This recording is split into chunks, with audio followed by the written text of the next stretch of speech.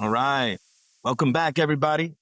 Got a special guest here. It's a gentleman that I met through one of my favorite groups, Inspire Leadership Network, especially this chapter out of Denver, Colorado CIO. I'm getting a little bit of trouble for this, but it is one of my favorite chapters, right? I don't care. I'm very proud of it. But in any event, I got to let him introduce himself a little bit because he's going to do such a great, way better job than me. But you're going to find during this conversation that we're going to have, this is not scripted. We're going to have a good time. He is incredibly brilliant, excellent leader, and I just think an overall good man. So I'm looking forward. I really thank you for taking your time for Next in Line, being on this thing, because you know what our mission's about. And I think you are literally exactly the persona that we want. So thank you in advance, brother. No, thank you. Thank you. Welcome everyone. Yeah, Neil Morris. I'm out here, just north of Denver. Been connected with the, Inspire, CIO Colorado group for a handful of years, which was where we got the opportunity to meet. I'm certainly biased being here that it is my favorite chapter just because I am, local, and haven't been traveled out to too many of the other chapters, but we're a relatively small and growing chapter, and great group of fellow leaders around here. Currently, head of IT, CIO for Redaptive, so energy sustainability company working out of Denver, providing HVAC services and lighting as a service for industrial manufacturers and other folks around the country. Formerly the CIO Ball Aerospace and Maxar, right? Came up through the technical ranks after getting my start in technology, going through one of those kind of 7-month trade school kind of programs when I had. Did you do that? All I right. did Tell me that. about that. Yeah, I got to that learn about was that one. no, that was right out of high school, right? And we chatted a little, like when Yeah. I came out of high school. I jokingly say, my wife and I decided to stop at 2 kids. We went on to have 4. I had one in high school, one the year after I graduated. But Wow. trying to manage family at 18, 19 years old. Went to a trade school that my sister-in-law pretty much drug me to, got me my start in technology. Landed a role at a regional airline, and then at the University of Phoenix, which is where I went on to get my degrees while I was working there from basically 2000 to 2006.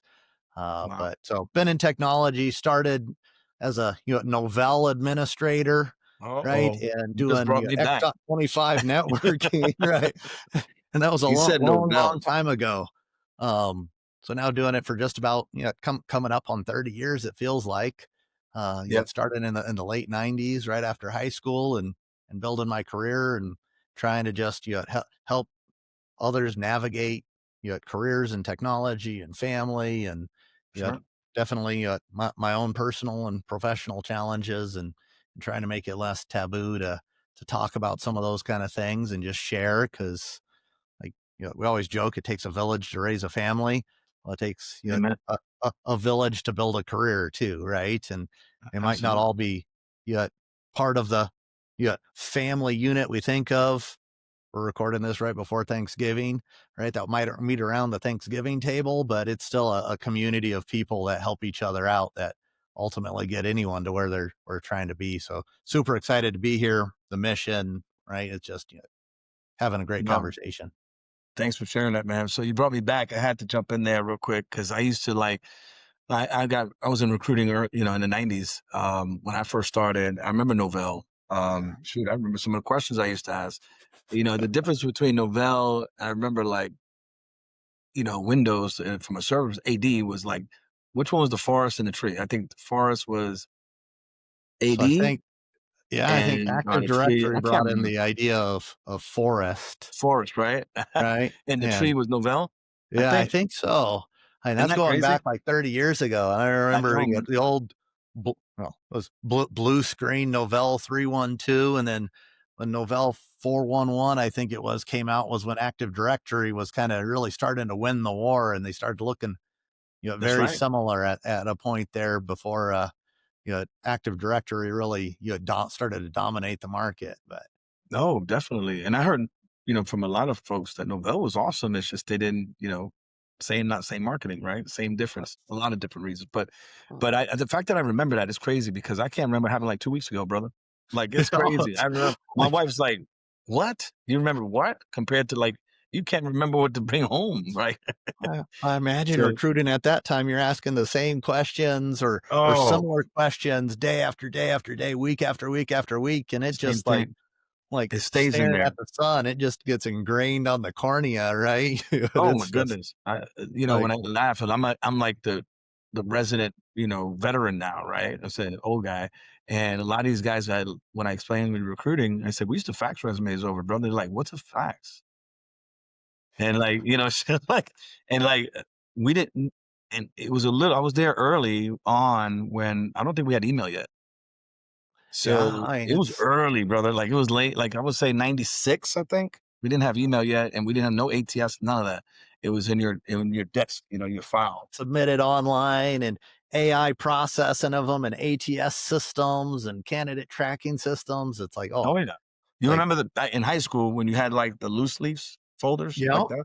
That was our, you had the folders, you had different skill sets. That was our ATS.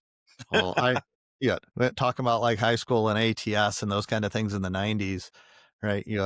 When I was in high school, my wife and I actually met in a speech and debate class, right? So Mm, I was a debate nerd, right? okay. And wife was too, right? But one of the events we did was extemporaneous speaking, right? And it I was don't even have no idea what that is. you you'd get a topic, right? They'd give you like 3 topics. You get to pick one of the topics, and you'd have half an hour to prepare a 10-minute speech, basically, Okay. right? And so you're coming up, generally on the spot, right? Or somewhat, but we'd walk in with binders with New York Times, US News and World Report, and magazines, because all the topics you knew were going to be out of current world events, right? Okay. And could you imagine a high school student walking around with a stack of, US News and World Report, right? No. New York Times, right? Into a competition, right? It's like, oh, there's an iPad, Oh, looking now it it's up this, right? online. What they live on. Absolutely. Like it's a new communication But, language too, man. Snapchat, all this. So you and your wife, I got to bring you back there. So you told me early fatherhood, man. If you don't mind sharing, because I just found that like two feelings when I went there. I was like, man, I couldn't imagine myself in high school at that age, myself, because we're pretty much, I think, the same age, or near the same age. Um, you're probably forced to grow up pretty quickly. oh, yeah, absolutely. I mean, so my wife Carissa and we met our freshman year in high school. In Yeah, debate. December at a debate tournament. We went to 2 different high schools. We met Oh, we met okay. at a tournament, and, kinda hit it off, and, you know, ended up getting pregnant between our freshman and sophomore year in high school, right? Hmm. And, you know, my wife turned 16 3 weeks after my oldest was born, right? I had just turned 16, a few months before, and I remember, my oldest daughter was born on Good Friday that year, right? So we had the week off, and I was going through driver's ed, right? My mom come picking me up out of driver's ed to go to the hospital for the birth of my oldest, You don't right? hear that every day. You don't hear No, that every day. I didn't have my driver's license, and that was incredibly hard. I remember when she called and told me she Oh, was that must pregnant, right? And scary, just kind probably. of, walking into the living room with my parents, right? Mm. And, mom just, starts kind of crying. Dad's just like, we'll figure it out, right? Which, for me, kind of built a lot of like my character, my drive. I mean, my dad in True. particular, just kind of, drive, work, get it done, right? Yeah, was not always the most calm like person, right? He'd get frustrated, but just always had that kind of, or just gonna kind of move forward. He had that Great demeanor, like set of even keel. yeah, pretty even kill, right? And it's like, yeah, what's done is done. Now, how do we figure out, the path forward, right? Mhm. And very, very pragmatic. Let's solve the problem. Like, what can we do? So fortunately, very supporting mother and father, my wife, her parents, her mother's now passed away, but were Mm. very, very supportive. They were Like, okay. wife lived with, her parents until we graduated high school. So we got married when my oldest was 3, like me driving from high school over to her house every day, getting a job, first job at Taco Bell, right? Graduated high school, a semester early so I could start working full time as soon as I turned 18, right? That didn't pay the bills. So got a second job at a short order cook at Denny's, right? Really? And, You were my, hustling, grinding. sister-in-law was the one who was like, hey, like you need to make enough to, you know, pay for a family, right? She was a teacher, moved back Okay. from the East Coast to California where we were at the time, Okay. was, working as a dean at was Fresno Institute of Technology at the time. Oh, So, okay. would work at Taco Bell during the day, Denny's, graveyard shift, sleep in the car, go to the trade school. Did that for 7 months, right? And then ended up getting a job doing basic computer services, right? At Like during the Novell, help desk, did right? Doing, help yeah, desk even it was a exist little yet? bit of everything. I mean, the airline was 300 people, right? And I Oh, you was work for doing an desk airline. side. Okay. They sent me down to Los Angeles to learn Avaya PBXs, Oh, right? I So I remember could help that. administer call centers. I You was were pretty. traveling You were around the man. If I would have got airport. to hold you back down, I would have put you to work, brother. Oh, I was driving. It was hustling, right? And that landed me the job then at University of Phoenix. But yeah, just there was no there was never a choice other than grow up really quickly, provide for the family, right? Get things done.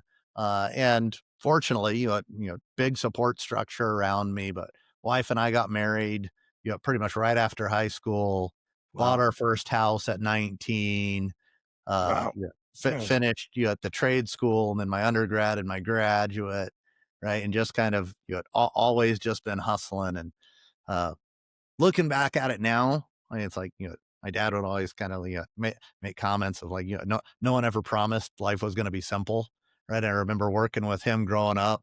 You'd Oh, hop in really? the truck and go help build fences, mow lawns.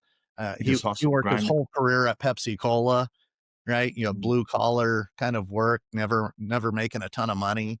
I would work at a local liquor store, or he worked, loading trucks at Circuit City, if you ever remember Circuit Oh, City, over definitely, the sir, for sure. holidays. Yeah. Yeah, so just, so he was a big hustler too, just to make ends meet, because my mom didn't work until we were in, you know, elementary school. She Okay. went back to work at that point, ended up working for the school district for, probably close to 30 years before she retired, but, Oh, uh, shoot. just hustle and drive, right? Never be outworked. Uh, Nope. Hindsight, there's probably a little bit of a balance act, and I've probably flirted with that edge of, overwork, overdrive, like wear yourself out. Um, but it's also part of just who I am and kind of what's helped Yeah. me be successful and just kind of always learn, always drive, always hustle. Like Yeah. no one ever promised anything's going to be easy. So No. you do what you can to do what you need to do.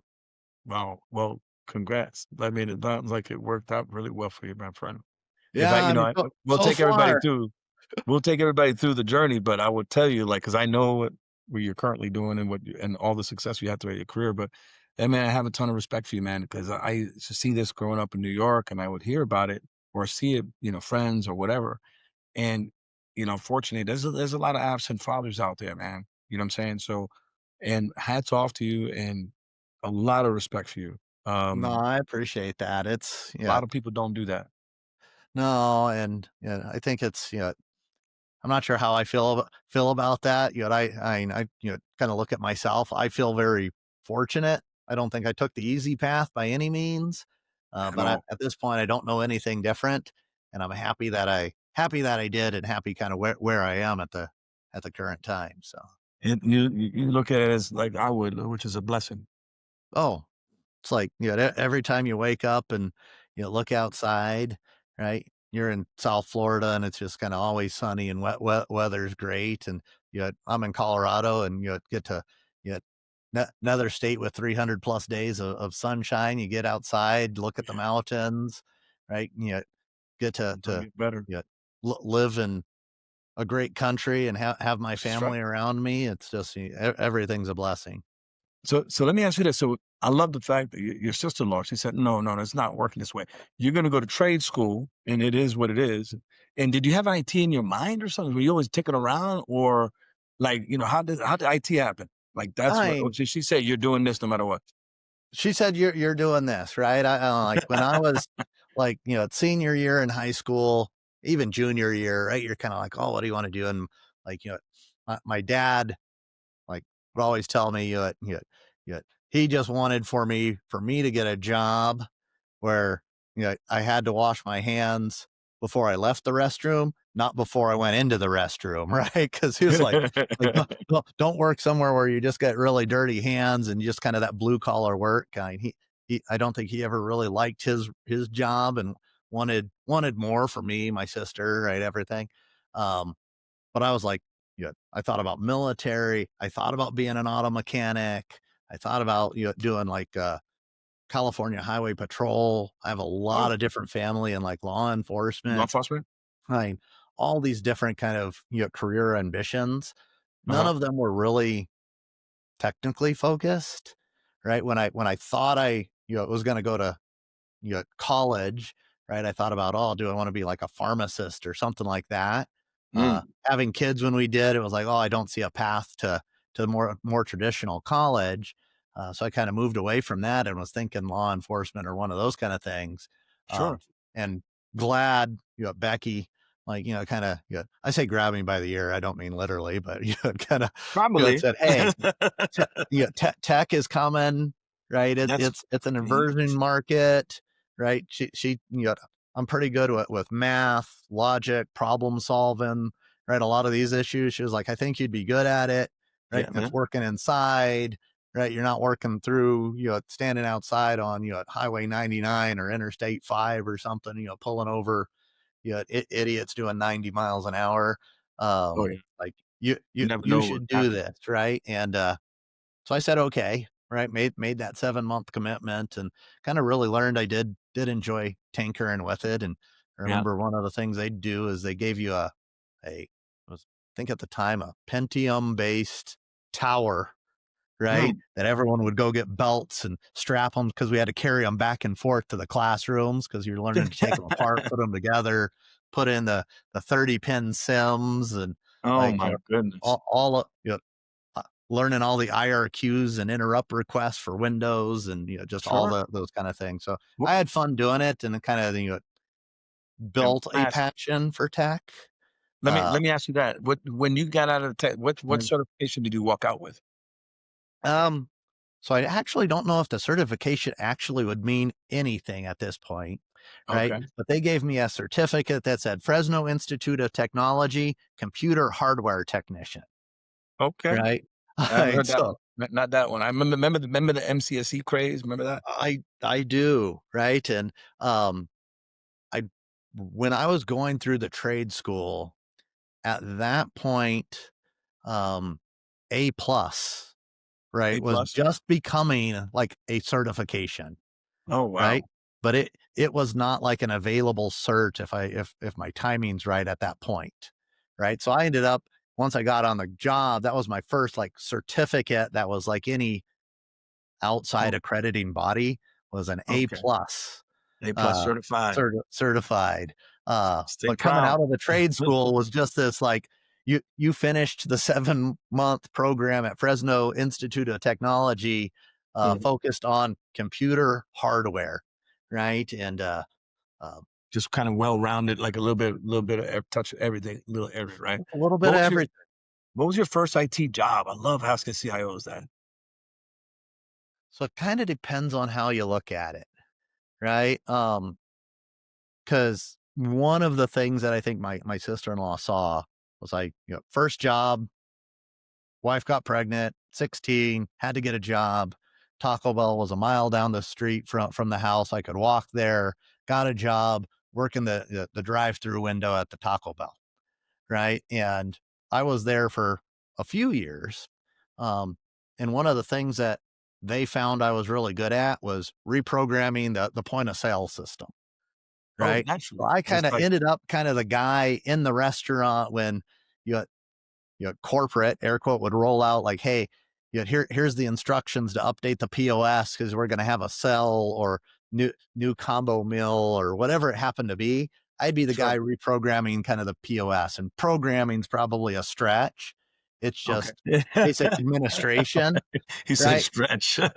But I was the guy that was like, okay, The I understand POS how to use the expert. system really well. Um, and so that got me kind of into the trade school. I think that was kind of one of the things my sister-in-law saw. Once I Oh, got so you out were of doing that. there, Okay. All yeah, right. once I I got guess that out kind of of there, confirmed. first job was Gateway Computers, I remember right? them. I remember Gateway Gateway.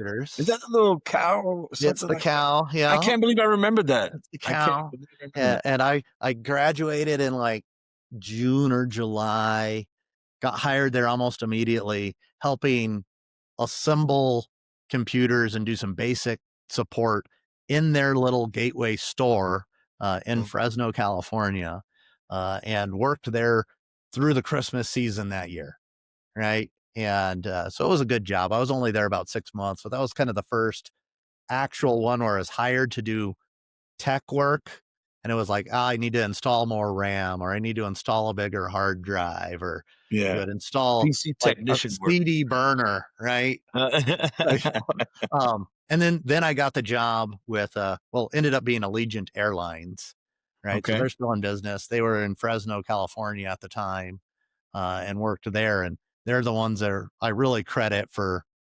I got exposure to a lot because Mm. they didn't really have a tech department, and it was always, hey Neil, did the backups run? Hey Neil, go set up this new router in Reno, right, for the next route, or go So configure this, or build the the call next center route. workflows, or just jack of all trades. And I just kind of gobbled that up for better part of a year. So And were you then like you were the IT department, I was the IT department, right? right? They had a handful of folks scattered around that were quasi technical, but they had called up Fresno Institute of Technology. They had the job placement services. Like, oh, we need someone to help deploy all these computers because they were going to Really? Costco and buying computers, e-machines, right? Wow. And we were deploying e-machines, right, for all these different departments of the airline. So in the garages where they're doing maintenance work, Oh yeah. at the you had The front, the ticket counters, yeah, I'm the ticket assuming all that stuff. counters. Like, we had Wow. a handful of agents, or about a dozen agents answering the phone to help people book reservations, Oh, so just the doing PBX doing skills came everything. in handy there, huh? Oh, absolutely. Right. But when I started, they bought this, Avaya ProLogix, right? And as part of the purchase for them setting up that call center, was it came with a couple weeks of training, and they shipped me down to Los Angeles, Pasadena area to go through Avaya training to learn how to administer it. And that Mm. actually ended up being a big chunk of my career, because I took that then to the University of Phoenix, where I was doing call center design for them for their Oh, shoot. 6,000 agents, and that led to That's IBM and Tata, and then eventually architect for ADT security services for all of the alarming agents and those kind of things. So most of my technical career ended up being more call center centric than anything else. so you kind of grew up that call center, and then did you flow into like the app dev side and dev cloud and DevOps and doing all that stuff as well?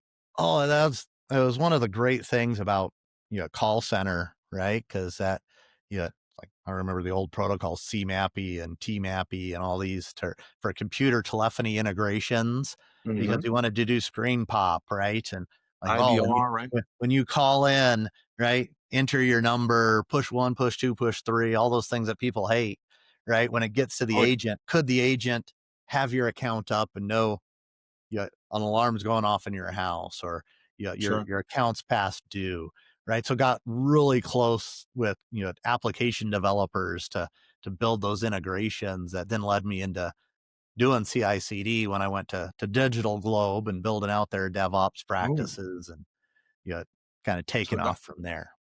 So then you went from there. So that's when. So after University of Phoenix, I mean, you kind of pushed up the technical ranks pretty high fast, right? I did, right? Yeah. So Yeah. after the University of Phoenix, bounced around a little bit. You had IBM, Tata Communications, a lot of Yep. travel with Tata Communications, but we were working with Disney and Ford and American Express and all these massive logos. Cause that was when you were It's doing all huge. the outsourcing of call centers to India, right? So big Ah, BPO push, right? So big all time. I remember that push. I everyone remember. wanted to move in that 2005, 6, 7 time frame, right? That's right. Agent, in the US, like, let's move them to India and work with Infosys and 24 by 7 and like all these different organizations. And I was just doing a ton of travel. My youngest was born in 2005. Wife was like, "Oh, this travel's just killing us." So that's when I then It's kind of hard. ended up moving on to ADT right from there. But having taken some fantastic experience just traveling the globe and learning from all these marquee Fortune 100 logos, what they were doing with call centers, what they were doing with technology, how they were integrating some of the latest tech, You're right? talking large scale enterprise, brother. You're Oh, talking big time global large scale enterprise. massive. Yeah, Yeah, it's amazing. massive. That's And why we sit like down with some guys of the like smart problems dude, man. were, right. Yeah. So that was a ton of fun. And then that's when I ended up at ADT. Yep. And ADT was, great. Ended up kind of principal architect on kind of the infrastructure side there for them. Okay. And actually then got asked to move over to Digital Globe, right? A few different people from ADT, right, had ADT. moved Okay. to Digital Globe, and they called and were like, "Hey, like we need an architect to help us, move to the cloud, right?" Oh So man, nice, like nice opportunity. nice opportunity, and so started there, and um, that's where my career really skyrocketed. I went from being a kind of leading architecture teams, right, to Mhm, leading infrastructure teams and software development teams, and then ending up as the CIO of what became Maxar Digital Globe through merger and acquisition, and mhm. leading the whole show there, and then taking that to Ball Aerospace, and ultimately to where I am now. But Well, man, congratulations. I mean, that's a heck of a career, man. Even down to if you go back to in high school and yeah, 16. So like, I just have a tremendous respect for that, man. I've seen just the opposite. You know what I'm saying? So you to understand how much respect on a personal level that means to me. no, I Um, appreciate that. and it wasn't just like a fluke. You guys are like, how many years now? You guys been married? So we will be married in next June, 28 years. So 27 years currently, working on 28. Been Okay. together for 32, right? So So been you together grew up together. 32, married for 27. Yeah, grew up together. Made our living and everything together. Like my Four wife really children. supported my career. 4 children, one granddaughter at this point. I Um, understood. You gotta show me pictures, man. You look too damn young to be a grandfather. Oh, like for better or worse, right? My oldest daughter, she got pregnant right after high school, Mhm. right? And ended up married and divorced and remarried now. But so she got pregnant relatively young too. So I was a grandfather at 35. So Oh, my man. granddaughter is 12. So Wow. See, right. it's, obviously stressful, but what another blessing in your life, right? You guys must have a Oh, blast with that one. What do you think? A oh, 12-year-old, you spoil absolutely. the daylights out of have you now, Yes. I gotta bring this up because you're also an entrepreneur. Let's don't leave that out. Yeah, yeah, no, it's Like the and, karate stuff and all that, right? yeah, I started in martial arts 1987, Okay. thereabouts, when I was just a boy, right? And remember, my practicing on my mom in the living room, all the throws and falls, right? But, yeah, my wife and I, we got, married, we had our kids. They would always hear me talking about martial arts or me going to martial arts, and when we moved out to Colorado in 2005, Mhm. like my wife got into martial arts. All my girls got into martial arts, right? Mm. My So wife you have really 4 women you have 5 women in the house, and they all can fight. they can all fight. They can all Damn, fight. They've damn. all been doing it for close to 20 years at this point. But so my wife, when we were young, right, we were looking at just the economics of daycare, right? And my wife played around with going to school and like, hey, do I want to be a teacher or do I want to be an EMT? Took a bunch of classes and stuff. Yeah. Ended up not doing any of that as a profession and really stayed home and raised the girls, right? Why and supported my career, right? Which Mhm. is a big reason why I was able to be as successful as I It's was big. because I could focus on that. She was taking care of the family, and at times that was incredibly difficult. But once she was in martial arts, she was like, "Oh, I love this." Started working at the school we were going to, and in 2018, we decided to open our own martial arts school in Oh, Firestone. So Ohana Martial Arts Academy, look at Ohana that. family, right? So it's, family martial arts, Family teaching martial arts. Kempo and, Kami Shin, which is the arts we're studying. And Mhm. so she's there, 6 days a week. I'm there 2 or 3 days a week. The oldest is still training, right? Three of the four girls are still training, and the granddaughter is training. And Oh, she's been doing it for 5 or 6 years now, and really close to kind of getting her black belt. So we're, you know, you know, I got my started young. Redaptive thing. I got the Ohana martial arts thing, right? Yeah, And you're then I playful. yeah, Because at it the end of the day, Neil, too, like, remember, like, business is small business. I mean, it's running a business is a lot of different a lot, right? You can have an appreciation for, like, I think when you own a little business like that, or any business, right? Any business, I think, people tend to have an appreciation for their employers, like where you're working. It's fundamentally the same concepts. It's just scales different, right? scales different, and managing large IT organizations, you get a lot of people doing small parts of that work, right? In a Mhm. smaller organization, you end up wearing a lot more hats. So we're switching between You got to flip the bill payroll for and everything. marketing and yeah, and then grabbing the brush to scrub the toilets right after Absolutely. classes, right? And it's just like you just got to do a little bit of everything, right? So it's like fortunately, like I said, my wife is the primary instructor there, and she runs the She business she kind runs the of day to business. day. So she'd She be sounds kind of like that. I need to meet her, man. She sounds like a hero. She's awesome. Oh, Like she she must be a is right. strong I'll have woman. to. We'll have to do that at some point. But Well, I'm uh, coming to Colorado here shortly for the Inspire, the holiday oh, event. I thought I was going to, but I'll be there on the 9th. I'd love to okay, get together, man. yeah. You know, Let's figure that one out because no, can I get she's a free karate class? come on in. How The far is old it from Denver? 25-ish minutes, 25-30 minutes north. I'll Uh, bring the Darren with me. You the know the Darren o- earlier.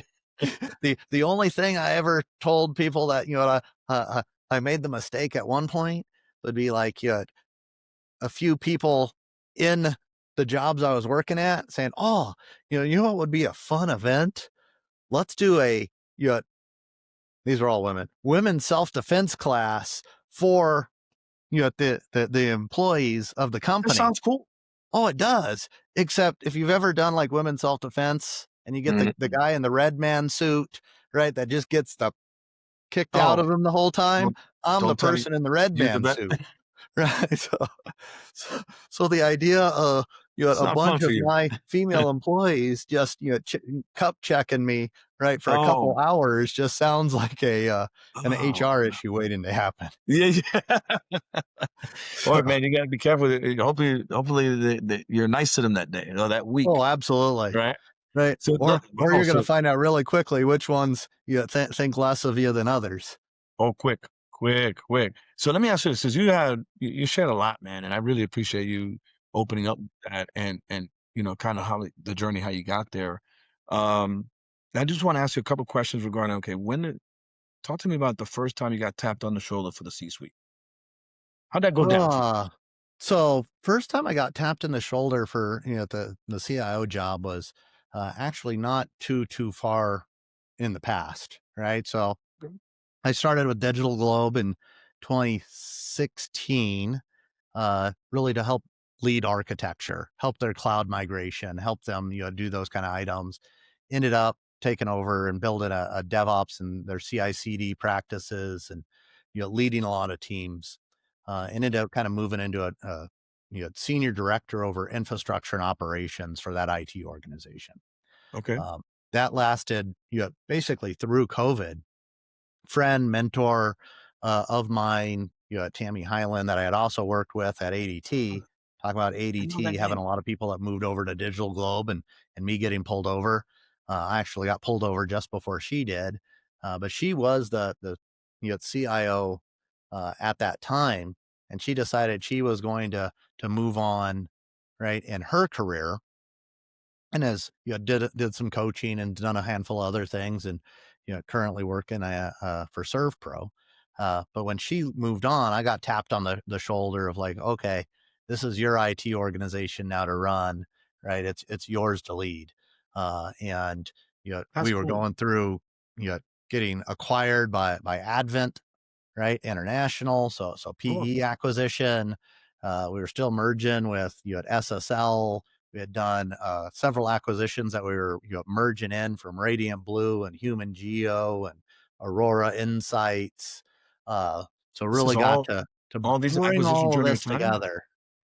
Wow, Um, that's a lot of experience, man. that was Was a, it that was it was a was that lot of PE experience. after the PE bought you guys? Like, did they put these together? Is that what happened? Like a kind of a roll up?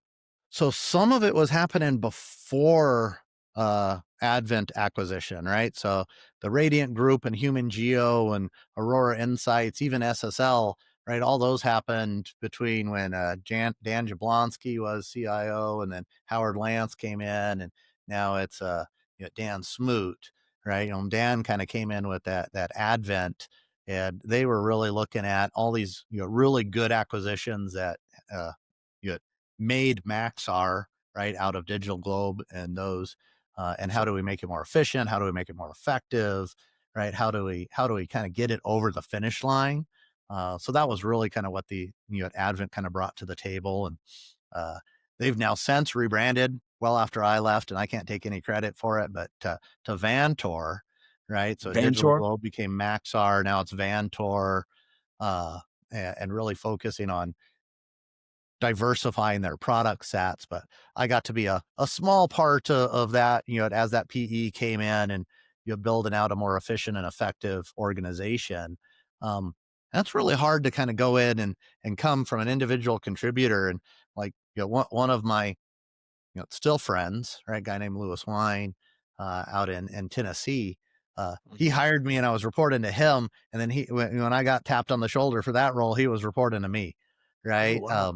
So it made for a really kind of interesting dynamic, and a lot of really good friends. And then I took that to Ball Aerospace, uh, Oh, where they got aerospace. acquired by BAE Systems, right? Okay. Which didn't work out for me, and had me move on to where I am now. But And now Ball Aerospace is because I know, is that the one in Colorado, the manufacturer? yeah, yep. So, Brian Gabbard? Ball, I think. yep, Brian Gabbard, that's it exactly. Yep, How's him he and doing, I man? I were heard he's retired. I gotta get with Brian, man. yeah, I have that on Oh, my he's okay. to-do too. He like it's interesting if you look him up on at LinkedIn. I think it has CIO and pot dealer.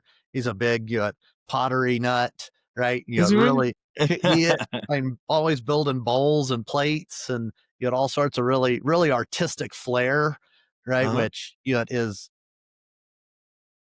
I'll say, unusual, right? In kind of the tech community, right? Everyone likes video Might games be and his little playing exit, things. like his little like, might be his like he can Oh, exit from that race of stuff to that. This is what he probably loses.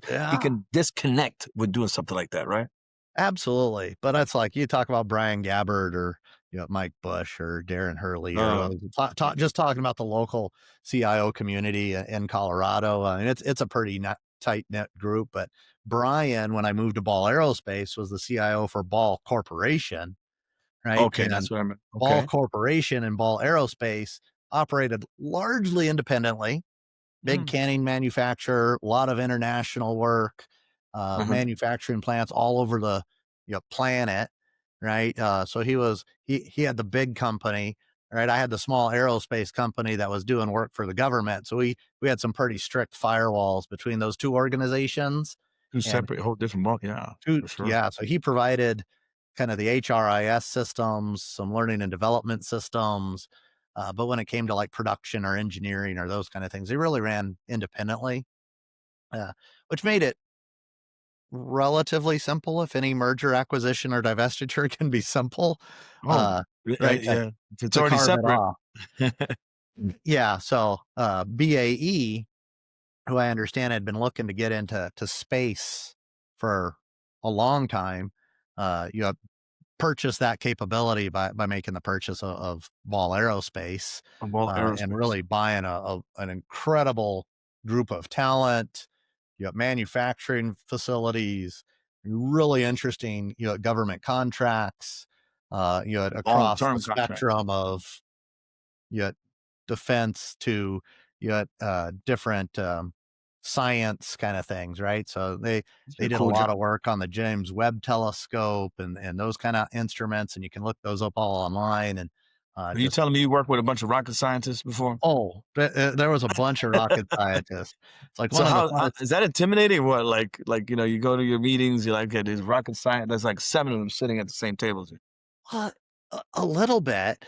I mean, and especially at first, right? And it's such an interesting kind of dynamic, though, because what you realize is like, oh, like these people that are rocket scientists, or we worked with some really high level PhD folks when I was with Maxar too, that would write algorithms to detect types of grasses from satellite imagery, right? And it's like, how does that even work? And they would write they'd go deep, deep, deep, deep on math, right? And how to make that work. And then they wouldn't know how to do the most basic thing on the computer, Like right? So email, like it that's could me. be, I, That's me. That's me for you know, sure. My like, wife makes fun of me all the time.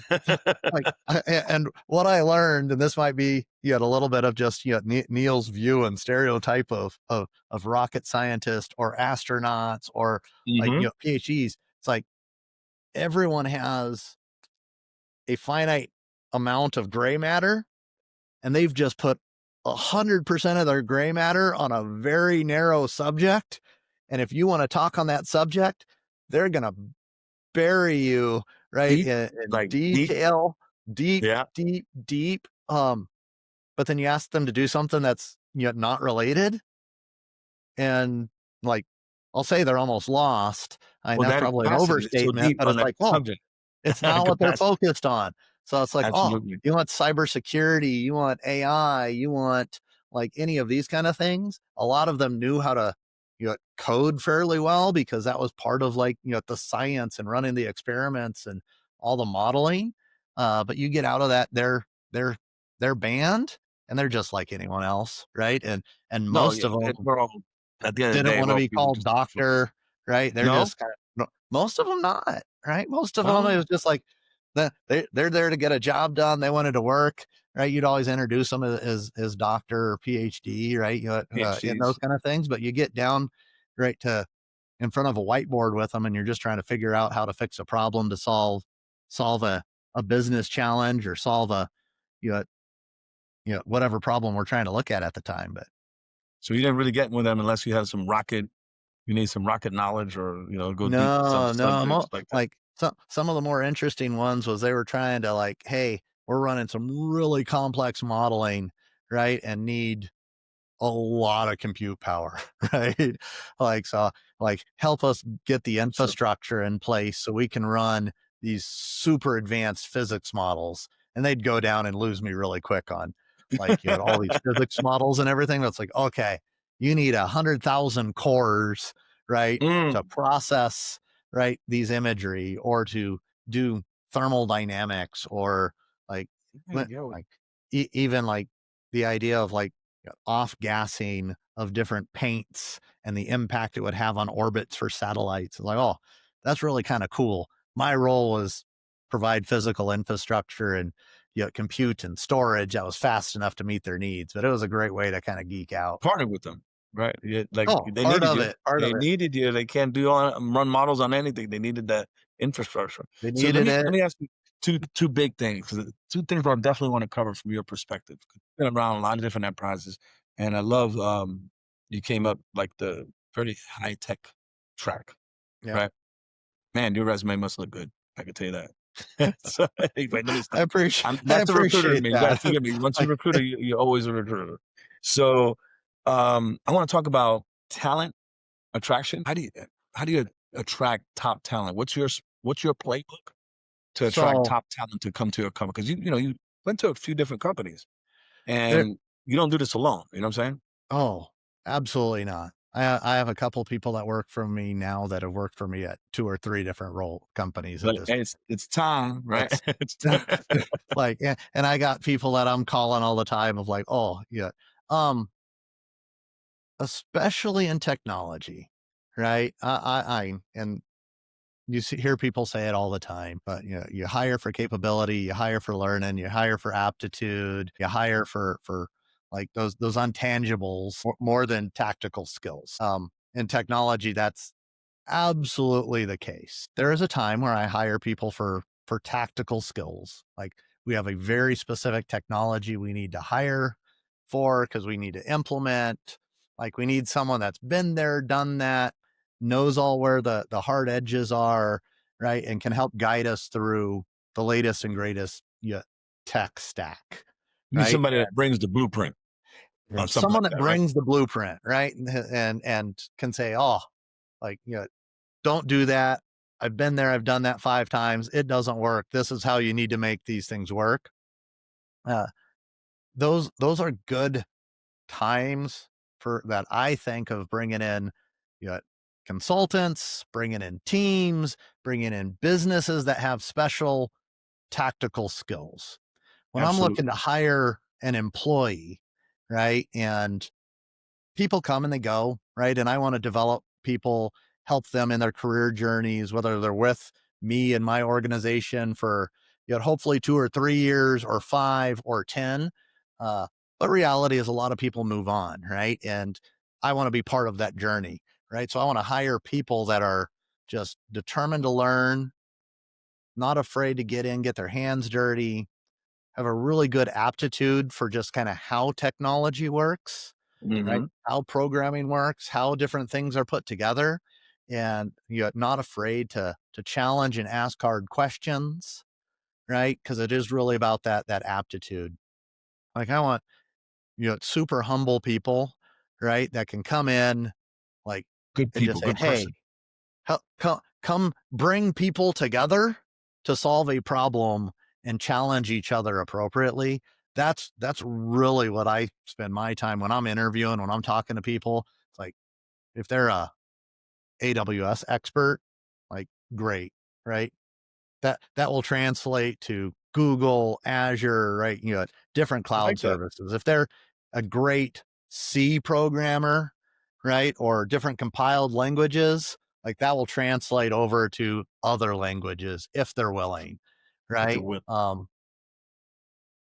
Because they're always going to change, right? It's like I think of when I went through University of Phoenix, while I was working there and got my undergrad and then my master's.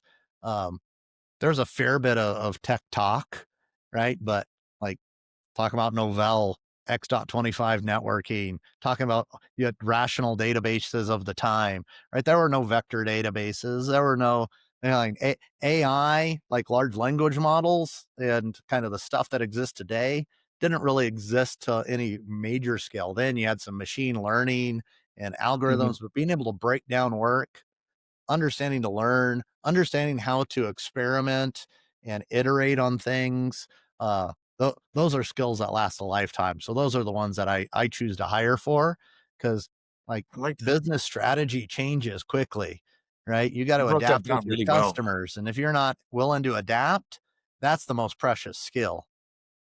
You broke that down perfect, man. Like I couldn't agree with you more. So if your SMEs, like you have two sets yet. Okay, what do I need to hire? So if I need a like a skill set that you don't have in house, I need a blueprint to come in and out to knock this out. I'm using strategic resource for that, Yep. consulting or whatever it may be, whatever the avenue.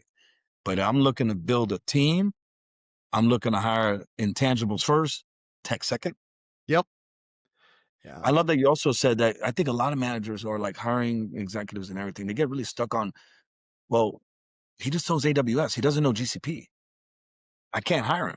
Like, I'm like, no, That's like, brother, yeah. it's the same shit. I mean, it's just like, excuse my language, but like we're freestyling, right? So Yeah, like, but I love that you have that perspective because I don't want to overlook a great candidate because he doesn't have GCP.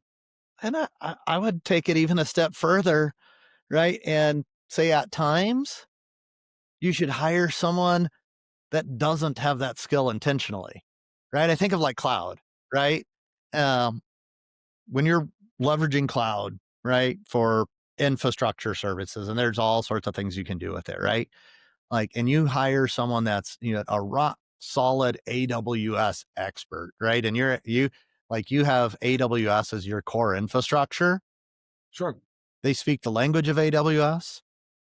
They understand how to read all the manuals. They understand how things need to get done, and they know exactly the way that AWS wants you to think about it, right? True. And they end up with that bias, right? Mm, AWS is very good point. opinionated in the way that infrastructure should be put together, right? And Of it's one of course. those where they have that hammer and it's the best hammer, right? And that's what they're gonna leverage. The model on a Oracle cloud or a you know Alibaba cloud or others are similar, right? Where they transfer, but they're not always tuned to do the best, right? Or you like BigQuery, right, on Google, like, oh, that model's a little bit different than some of the stuff on Amazon. So if they have a more experience and a breadth of knowledge or come from something completely different, they can challenge it a little bit, right? I And they like just don't go along, right, to get along, right? so like So I think yeah, so there's that objectivity, like objective and curiosity. So I like what you said, like, but hire that almost intentionally. Like, don't hire just that because I know what you're forcing there. I like that. You yeah. know, So I you mean, have a I think different of it the same perspective to thing with make computer people. programming languages, right? It's like, oh, our entire tech stack is Java. Like, we need a Java guy. Well, it's like, oh, it's like, especially if they've been like in the same company for 5, 10 years and they've learned their best practices for coding and how things got done there. Like, unless that's exactly what you want, because that's what you're going to get, right? That That's true. may or may not be the best candidate for you, right? By hiring people that from different companies that come from different skill sets and just saying, here's the problem, solve it, right? It's makes for some really fun conversations and some really strong challenging of each other, right? Of Diversity of like, thought, oh, right? I saw this on Google, or I saw this on Alibaba, or I saw this on Azure, I saw this on AWS. Hey, which ones of these are best, right? And then you can kind of come to what actually will work for your company, your customers, what you're trying to achieve, Sure. right? And not coming at it with strict bias. I man, I I think people. I can't wait to forward this episode to a few people, brother. But the perspective is, I agree with it 100%. But the non-negotiables are for you, and I agree with you, is those intangibles that you can't mess with. No, You're no. just inviting problems. Oh, it's like you're talking about like it takes a village, whether it's your family or building a business, right? Like family can be tough at times and you can have some tough arguments, right? But at the end of the day, you need to be a tight unit, right? And I never Absolutely. go as far, right, as trying to compare businesses to families. I think that one is a little too far, in my opinion. When you say, I "Oh, do we're like the family," analogy more of like sports teams. Like, I'm I like hiring you to that. play this role. You're the wide receiver. I need you to do that job, right? You do that job, but I need you to be a really good you know, coworker, friend in the locker room too. We all got to get along. We Yeah, all they got to lock be up. pulling for the same goal, right? Family isn't that's a little bit tighter, right? And It's true. harder to separate ways with if you need to. Sure. But conceptually, that like everyone needs to be able to get along in the locker room is a really good analogy, right? And because without that, like performance on the field's going to suffer, right? You're You're gonna just not lose. going to see the same results. You're not gonna win a lot, I could tell you You're that. not going to win a lot. No, I've it's seen a lot of teams, 'cause I coached for my son his whole life and travel teams, and I've seen these teams where they rent these players and they put them all these together, and I've seen these teams that had been together and played together just eat them up oh all day long. like not even close. And they didn't make any sense. Like how they have, 15 ranked players in the top 20, and you guys have like, maybe top 100 guys, and just like it was a spanking.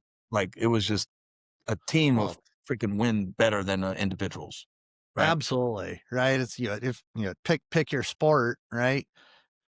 Baseball, football, basketball, rugby, right? Any of them. I mean, you can have a collection of really good individuals lose a lot of games.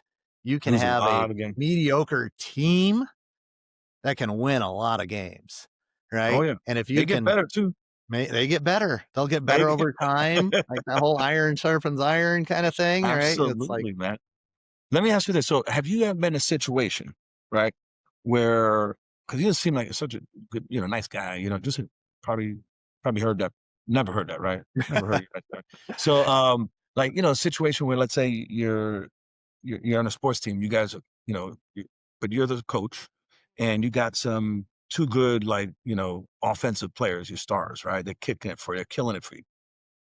But, like, are individuals, are not really team players, not great in the locker room, or not necessarily helping others, not really happy others people successful, but very happy when they're successful. Is that something that you try to manage up or just manage out? I have not always been the best at it. Right? If I'm completely honest, because I love like that. with Love especially that. when you got someone that's just killing it, it's really hard to have some of those conversations. I Very hard. don't I don't wanna say I try to manage it out, but I probably lean a little bit more that direction, right? Where it's like, "Hey, we're gonna have a more direct conversation of like, this is great, right? And it will help us," continuing the sports analogy, "win a few games, but it's not gonna help us win a championship." Right? Mm, Yet I need you to take that passion, yeah. your Uh, deliver, right? And help the rest of the team. Right. So I try to have that as a very direct conversation because like, yeah, it's like you see it a lot where it's like, oh, they're killing it, right? But wins games, doesn't win championships, right? Wins battles, not wars, right? And so right. so It's so right. So like, I was listening to Jeremy Diamond, I think, I forgot, the CEO of JP Morgan, yeah, a video clips, and man, what a, I mean, at least on the shirt, I don't know him, but seems like just a humble guy, right? I'm not sure if that's the case or not, but his videos sound pretty humble. But he mentioned, like, no matter how much of an impact, you just can't keep people that are negative in your company. Just yeah, can't do it. yeah. He just said Yeah. it doesn't matter if they're even number one. It doesn't matter. I'm like, you're JP Morgan Chase, bro. It might be a little easy for you to say that shit. You guys are how many billions, right? But like, what do you feel about that comment? I like it, right? Like I said, I haven't always been good at it, and I've Good. delayed some of those conversations that need to be had when you have that really good player on the field, right? But they need to be had, right? Because like you just and there's studies after studies out there and all these management books, and I'm a big reader of all these kind of things and looking at it, and I see the relationships across the board, and it's like, oh, it's like at some point maybe they're delivering for a customer. They deliver for one customer, two customer, three customer, right? But in the meantime, they're eroding the foundation of the rest of the organization, right? And at some point, all that breakdown of the foundation starts to show in cracks in operations and back end delivery and everything kind of around it. Now all of a sudden you got a half a dozen really solid customers. They've done really well, like, but the business is suffering, right? That's not good. And And it one of can't the be good. yeah, it can't be good, right? And you think of like, I think of like businesses, it's like, oh, like, are we, volumetric? Do we need a bazillion customers or do we need five? Both business models can be very good just depending on what you're trying to do. But if there's a misalignment between the team, the goals, the organization, right? It just, you're going to just erode the foundation and pull it apart. So you can't tolerate those great players, right? If they're not aligned with the culture, the values, the team, right? For very long, Right. So you give them an opportunity to like, you got to talk to, give them an opportunity to like, hey man, you jump Yeah. back on the team, and then And that's that the doesn't I happen. mean, It's a that's different conversation.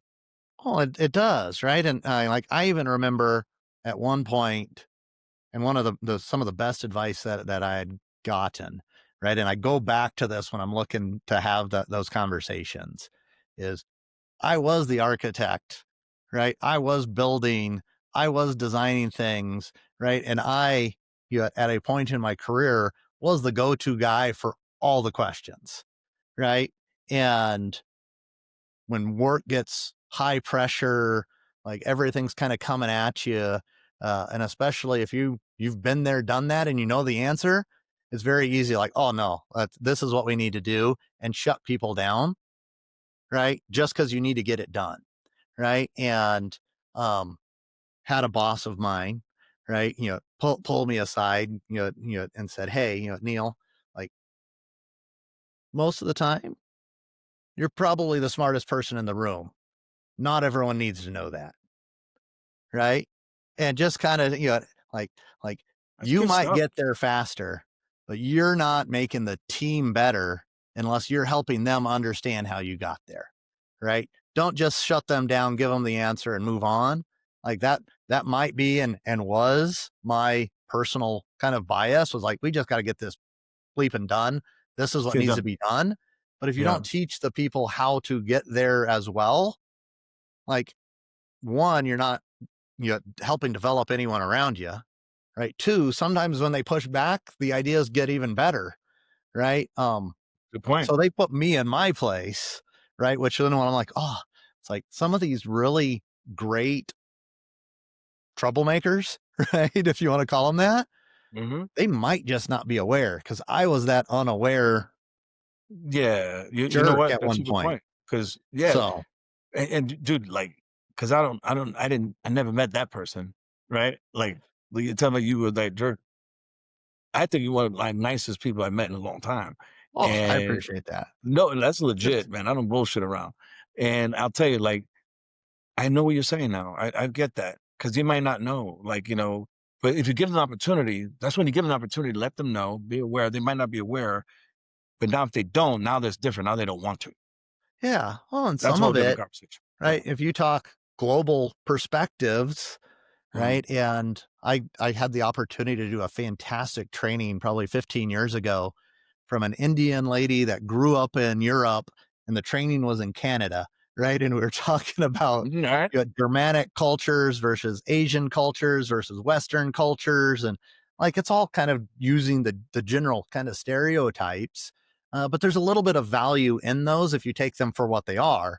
Like, how do I make sure I have this understanding? It's like you have you know, someone in a kind of Germanic, like I'm just in your face straight at you, right? In a very kind of Asian culture that's very save face and very like get along, like they're going to naturally clash, right? Yeah. But it's not intentional, right? No. It's cultural. It's how they were raised. It's their business norms, those kind of things, and people come together from a multitude of different companies that help form their organizational cultures and their understanding of how things get done, right? And like I used to think that like yeah, how can you not be aware? And then it's like oh how silly am I being for thinking someone might be aware if I didn't have that conversation? It's like I really don't know what their background is and what's shaped their worldview, right? You never Like know. just hey, I heard this. They might have heard this in this way. Was this what you intended? Like, oh, you didn't intend to shut them down. Well, hey, maybe by talking first, right? You shut them down and we didn't get those ideas. Like have Mm. you considered it? Oh, no, I didn't really ever think about that. Let me correct that. Right. Yeah, because And sometimes they just might be so caught up. I just want to get something done. I oh, just want to get something done. that's where I was, right? Yeah. When that comment, it was, that mirror was shown to me was we were going hard. We were doing 30 acquisitions a year. We're integrating all these kind of things. It's like I've been there, done that, know how to do it. I've seen this story. Let's get it done.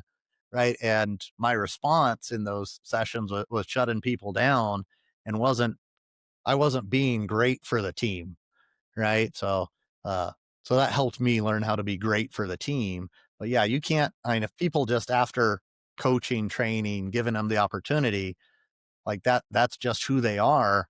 There's probably a good organization for them to be in. It just might not be yours. Amen. No, I get So, that. So that was I wanted to ask you about that. I'm glad we bled into a couple things there, which is I love this. This is why I love this conversation. I love the platform because it's learning. You know, it's learning, man. I love that. So I gotta ask you so because I do know you're a little deep. I'm gonna mhm. brag to you a little bit. I know you're a little deep on the AI. I know what's up, right? And tell me about what do you think of a couple big bets? What do you see happening in the next? Because I would say 5 years from now, but like it's really like what's the next 18 months like? Yeah. That's what the new 5 years is these days. So I've been going as deep as I possibly can down the AI rabbit hole, right? And doing a lot of personal study, reflection, learning, understanding. I mean, there's you know, I was going to say 5 companies a minute being formed around AI. That might be high, it might not be. I don't actually know, but there's a lot of them. I think we're in a little bit of a bubble, right? Just like in the early days of web and those kind of things. And you're Like going the to hype, see a guard the lot of hype hype, cycle. top of the hype cycle. So I think there's going to be a culling and different businesses being acquired, brought into the fold if they are building unique, technologies. I think you're going Sure. to see a lot of those companies just be a flash in the pan that are fairly successful for a year or two and they go away because they're solving a problem that gets solved by one of the larger ecosystem players, which are Mm. just outdoing each other, all the time. Um, Like I and so feel I'm like they trying outdo each other every other week. every other week, right? You just saw, Google's, Gemini what is is it, awesome their right now, new right? Banana Pro come out for image generation and It's Google wild. Ultimate for video and Claude and Claude Code. And it's just like, um, so with all of that said, right, and I've Yeah. been focusing and certainly learning, uh, I think that AI will be a game changer in how businesses look at creating value and how they create value for their customers. And I think the winners will not be the most technical and AI savvy, right? Um, AI, similar to cloud, right? Cloud came out, anyone with a credit card could lay it down and they had the same ability to access the same infrastructure as a Fortune 100. Level the Negotiations and playing skill and field. everything aside, but it really made infrastructure commodity. Yes, sir. AI is making access to information commodity. And anyone can go and figure out with enough passion and you know, drive how to build agentic workflows and these kind of things. Um, and those companies that automate the things that they're doing, right, are throwing accelerant on current processes, good or bad, right? That's a Um, good point. and they don't know if they don't know exactly what that means to their customers and how that's going to solve their problems and how they're going to differentiate themselves in the market and really what they're all about, their values, their structure, their organization, right? They're just throwing fire on what's currently there. I mean, it's not going to dynamically change how they deliver value in the market. The Uh-huh. companies that understand, right, and really, what is my niche? Right? Who are the customers I solve? What am I uniquely positioned to solve for them? How can I help them? Right? How can I be a partner to them? Right? And really focus on the customer, right? And what their unique value prop is, and then apply AI to help them achieve those results in a way that only they can because of the knowledge, the information, the structures, the support, right? Those are going to be the companies that I think are going to produce long-term lasting value is that focus on basic business acumen, right? Everyone has to do accounting. Everyone has to do HR. Everyone has to do payroll. Everyone has to do all of these kind of items. And from those support organizations, yeah, there's going to be a lot of efficiencies. And those Yeah. efficiencies, Productivity gains. I get it. productivity gains are available to absolutely everyone, right? Sure. So that's not going to differentiate you, you as an organization, right? I mean, if you are in a position that you want to be the low cost provider, sure, you're going to have to focus on efficiency and making sure costs are well managed. That's an incredibly hard position to hold, right? And It's too stressful. it's too stressful, right? Right. But if you can define, like, oh, if you're this type of customer, I, I'm the person you should talk to because I know how to solve that, right? I can provide specific guidance. I can provide specific tooling. I can provide a specific product. I can, like, Increased revenue or something yeah, like that, like increase revenue, increase whatever more. it happens to be, like that, that intimate knowledge and laser focus, right? It's you hear a lot of times talk of strategy being uh more about the decisions you choose not to move forward with or the things you say Mm, no to than the good point. things you say yes to, That's right? right. I think, like, we're going to get down to where it's like, no, I do one or two things really freaking well and better than anyone else in my geography, in my area, in my niche, whatever it happens to be. And unless you can really figure out what that is and how you differentiate yourselves in that market, I mean, it's just going to be an AI bloodbath of everyone trying to compete Okay. Mm, with the same tools. wow, dude. So, You know what the mic? You know what? You ever heard of that term? You just dropped the mic. You left the stage, brother. Like seriously, man. That right. was awesome. Awesome. Neil, unfortunately, we got to wrap up. But Nope. we got to have like round two. Oh, Have round two let me for know sure. anytime. And I got to call you because there's a bunch of stuff I want to like triple click on, especially this last one. Um, this one thing, like I mentioned, I think I mentioned this during earlier in the podcast, and I thank you for this, is, you know, peripheral benefits for us here at Next in Line. We're just learning a ton too, man. Talking to Oh, our customers. This is awesome. Like this right here. And thank you for sharing, man, because like you don't have to. You took your time to do this and I'm appreciated.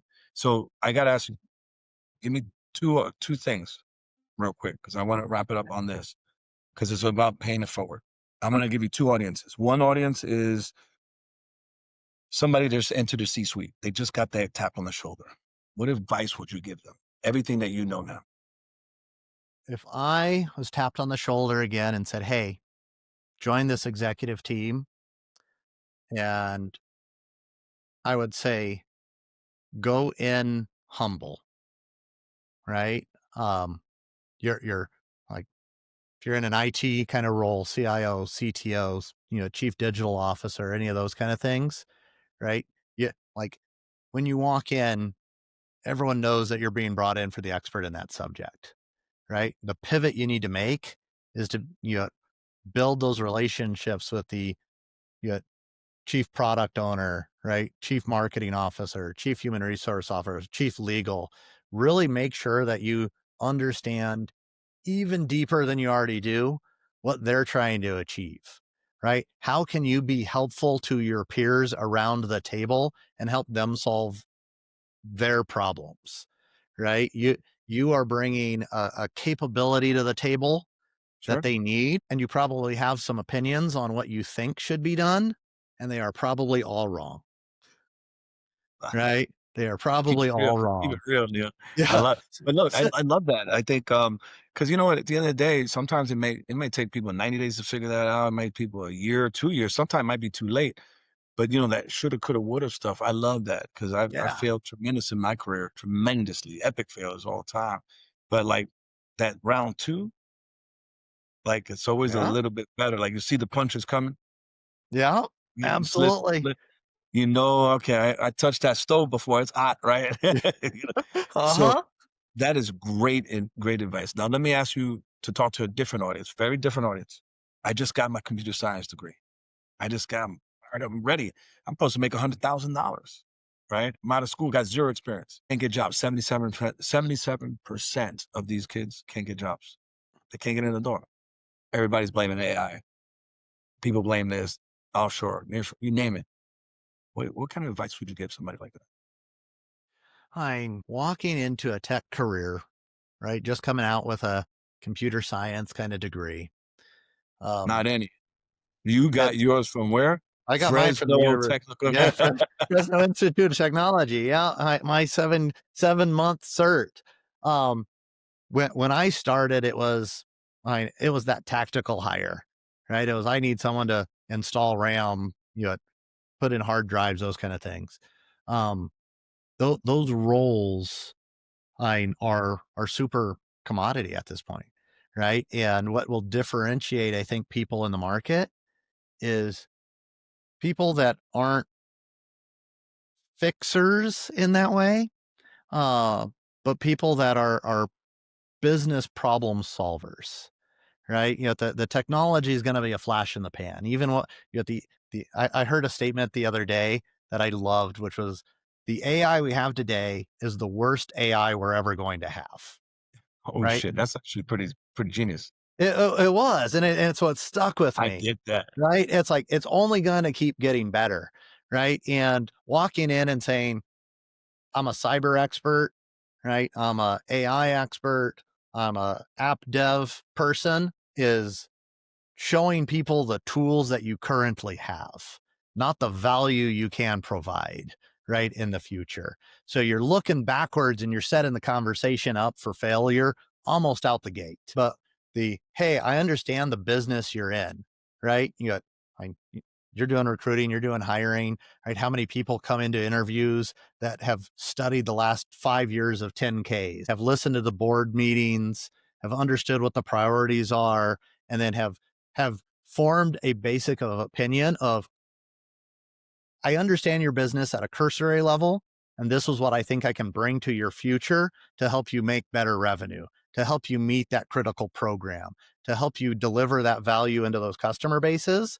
But if you're not having that conversation, even as graduating with a tech degree, right, you're having the wrong conversation, right? Because you're talking about this is what I can do for you today, not how I can help you build tomorrow. Mm, I love that, man. I love that. It's doing your homework, Do your and homework, separate understand. yourself from the I mean, pack. like you talk about different salespeople, give value to get value, right? How do you give value to people? How do I share my knowledge? One of the reasons why I'm happy to be here on this, like how do you put goodness out in the world and it will come back to you? Yes, sir. Right? Show those businesses that you've done your research, you understand, and give them some value from the first conversation with the initial recruiter that you're talking to. Like, I understand your business and I understand the challenges and I know how hard that must be. Let me bring this to you, right? And here's some ideas that you could take away with real value today, right? Will you know, move your resume 100 layers up the stack, right? Oh yeah. Very quickly. Absolutely, absolutely. I like one fundamentally. I like telling these kids so so spot on about it, man. And you have a great way of articulating it too, man. Um, Probably never been told you're a good communicator.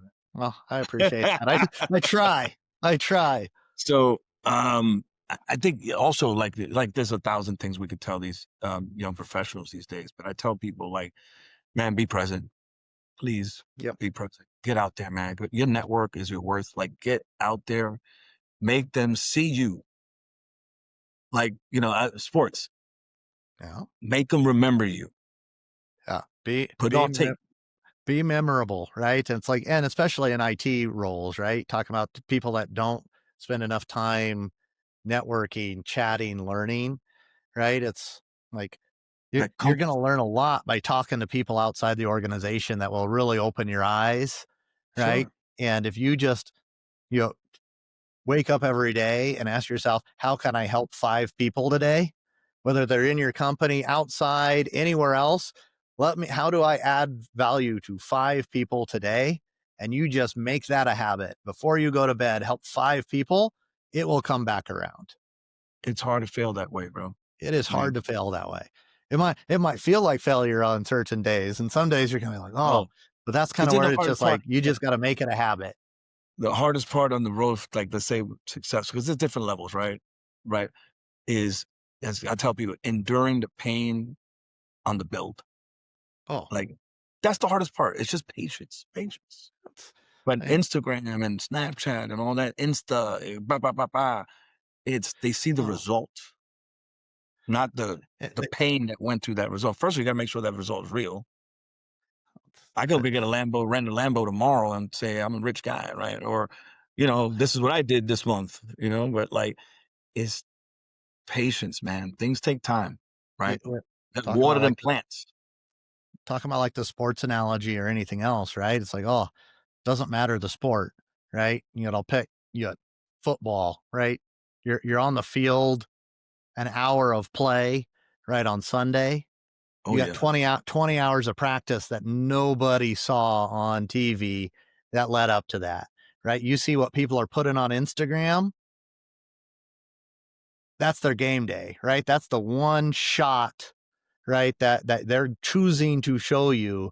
You're not seeing all the fumbles, drop passes, pain, frustration injuries. that Yeah, went into practice the last week, right? That went into training the last year, that went into practice the last decade, right? You're seeing a moment in time, and it's generally people's best moment on time. That's that's right. that you're just seeing what's on the field. You're not seeing all the grunt and grind behind it. I mean, there's more sweat, right, in the training room than will ever be on the field on a Sunday. And blood. In blood. Yeah. Oh, it's like, Tons of and that. Instagram or TikTok or Facebook or X or any of those, all you're seeing is that last, Yeah, yeah, that tip of the iceberg and not everything that's behind right. it. So do me a favor, Neil. Again, thanks for sharing that. Again, like all over the place, you paid it forward. But I really wanted to get those, your perspective to those two very different audiences, right? Yeah, I think it resonates. I need you to do me a favor, if you don't mind. Tomorrow absolutely. Thanksgiving, man. Thank them, man. I know you do. I know you will. You have a lot to be thankful for. You're very blessed, dude. You're a good man. You respect your people, and tell them that this dude in Miami, that's your friend, they said you're a good dude, and respect to your wife and everything, your family. Enjoy Al, Thanksgiving, every bit of it. absolutely. Enjoy Thanksgiving, enjoy your family. I'm certainly going to enjoy mine. If you make it out to Denver here next month, yeah, Oh, it's happening. let's meet up. Yeah. I'll introduce you to the whole clan. Oh, like karate, like that. Well, you can do the karate or just the wife and the girls, right? My friend, no, I'm definitely going. So let's link up. Awesome. No, I Hey, appreciate it. happy Thanksgiving, brother. Happy Thanksgiving.